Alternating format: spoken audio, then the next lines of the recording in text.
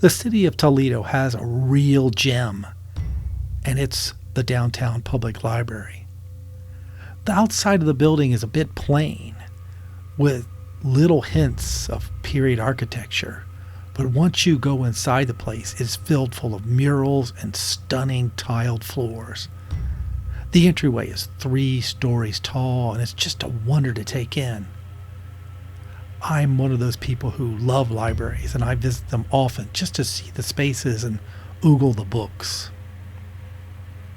There's always a sense of sadness in me because I know I'll never be able to read even 5% of what's inside of any major library. But I still keep going to them. So I had to do some genealogy work for a family friend, which took me down to the library. I strolled through the building and made my way up to the 3rd floor to do my research. It was later in the day, so there weren't a lot of people in the library. A few kids studying for various research papers, and maybe I think I saw a homeless person or two just looking for a warm place to stay. I was working up until closing time, and I heard the sound of footsteps coming my way. I thought that was weird because there wasn't anybody on the 3rd floor at that time. I felt something on my skin that felt like charged electricity. The hairs on my arms perked up, and so did the hairs on the back of my neck. I'm not big into spiritual stuff, so at first I thought it was just something to do with the air conditioning in the building or some kind of static charge in the air. I turned around to see what was coming, and when I looked, for a second I saw a shape, but then it faded away. It was one of those things where you go, did I just see what I think I saw? Or am I just really tired? Either way, I decided it was time to wrap up my day and get out of there. So I gathered up my stuff and began walking my way out of the building. Then I heard those footsteps again. And the temperature in the building dropped something like 15 to 20 degrees. This was really starting to creep me out. Again, I spun around to see the source of the footsteps or to figure out what was causing the quick change in temperature, but I didn't see anything. For a quick second, the lights flickered and the footsteps began to echo off all the walls, bouncing around me, but there was still nobody in sight. My fear meter was going well above warp 10. And at this point, I began to walk fast so I could get out of there. I hit the door, and even though it was fall outside and the temperature was supposed to be cooler, it was warmer than the building I just left. I stepped out on the sidewalk and took a huge breath. I looked back to see if anything was following me, but to my relief, there was no shape or ominous figure behind me. I took a little break from the library, but returned about a week later. It was also earlier in the day. I broached the topic with one of the long-term librarians, and they said they had heard the same thing on a few occasions. They went on to tell me that it was harmless, but they also said you can never tell about these things. They gave me a wink and walked away. That wasn't super helpful for me. They left me there alone, and I kind of wanted to hear the footsteps, but I also dreaded the idea of hearing them again.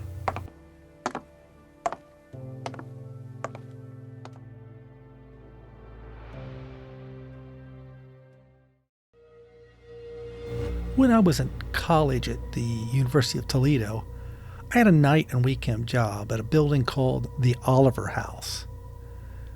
This building had a long, rich history in the area and was listed on the National Register of Historic Places. At least that's what the plaque said outside. I remember going there to interview for the job, which was just a bussing tables job and set up for events gig. I got a real dark vibe from the place. It was a very well taken care of building, but had an ominous presence to it that I couldn't explain. But a friend of mine said, "Hey, it's a job." So I said, "What the heck, I'll take it." I'd only been working there for a few months when I was walking in the door and I felt a dark presence. It felt like a pressure, like either when a storm front is coming or when you're going up a mountain, and instead of your ears popping, it feels like your whole body is being weighed down. This locked me in place for several seconds while I tried to figure out what the hell was going on. Eventually it lifted, and for a moment I debated whether or not I should just walk out of there and tell my boss that I was taking the night off because I was sick or something. But I really needed to make some cash that night, so I went through with the evening's work. Nothing happened that night. Several weeks later, they called me in because they had an event going on with a special guest, and they needed to rearrange some rooms. This meant moving lots of furniture and tables and chairs. I ended up in the back hallways of the place, and I started to get that feeling again, pressure, of a dark presence. There was a definite coldness that filled the air as I was in one of those back hallways.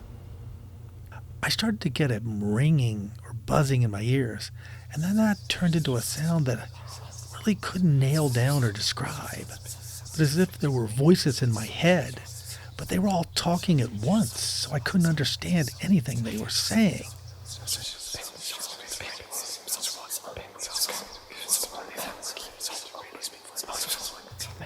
I started backing down the hallway to get out of the range of whatever the hell it was, and I looked down the hallway, and I saw a dark shape looming back there at the end of the hall. It was slowly heading my way.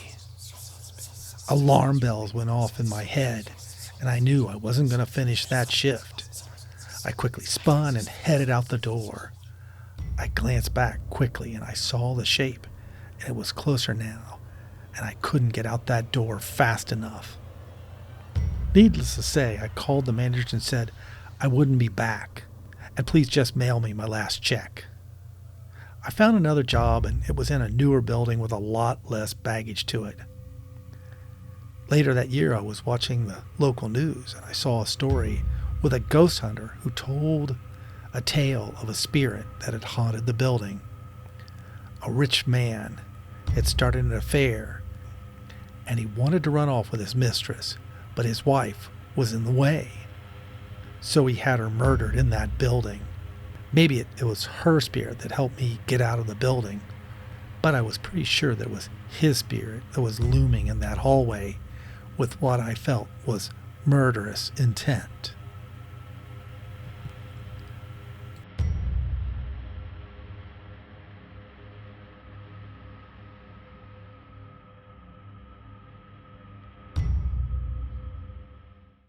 I was working as a delivery guy for a construction supply company, and one of the runs took me into downtown Toledo to this ancient building known as the Pythian Castle. I don't have a lot of knowledge about the history of the building, but supposedly it was built in the 1890s, and it was a spectacular addition to the city's downtown. There were stories about a secret society that used the castle as its headquarters, but all I ever learned it was just some civic group. There were rumors about the group that it may have been unsavory. I didn't take much credence in those kind of rumors. I just knew I had to unload a couple loads of wood into the building and get on with my day. I pulled the delivery van up to the building and took in the architecture. I kind of have to agree with some people that the building had a very eerie presence. There was something unsettling about it. But again, I had a job to do, so I made my way around the building looking for anybody to talk to about where to drop the lumber off.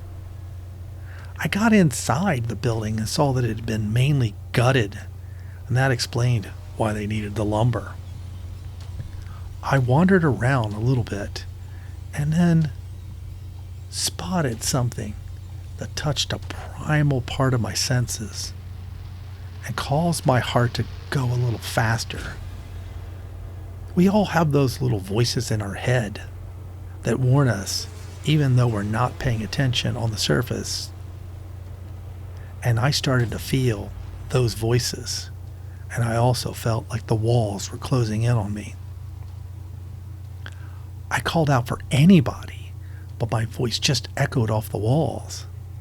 And then I started hearing whispering. That was a creepy answer to my call. I called out again and got the same whispering, jumbled voices.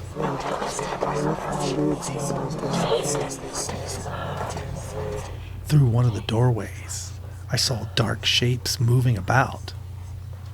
It looked like they were doing some kind of ceremony, but I couldn't discern what they were saying. At one point, one of the shapes stopped moving and it turned to look back at me. It seemed to just focus on me.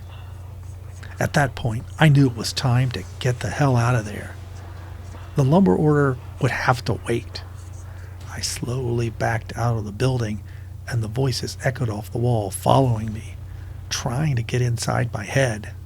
I don't know what they wanted. I just knew if I stayed there any longer, I think I was going to lose my mind. I jumped in the van and sped away. I called my boss and said nobody was there to take delivery. I told him I wasn't available the next day and to get somebody else to handle this order. For my tenure at the company, there were many deliveries to the Pythian castle, but I always made sure I was unavailable to make a return to that castle.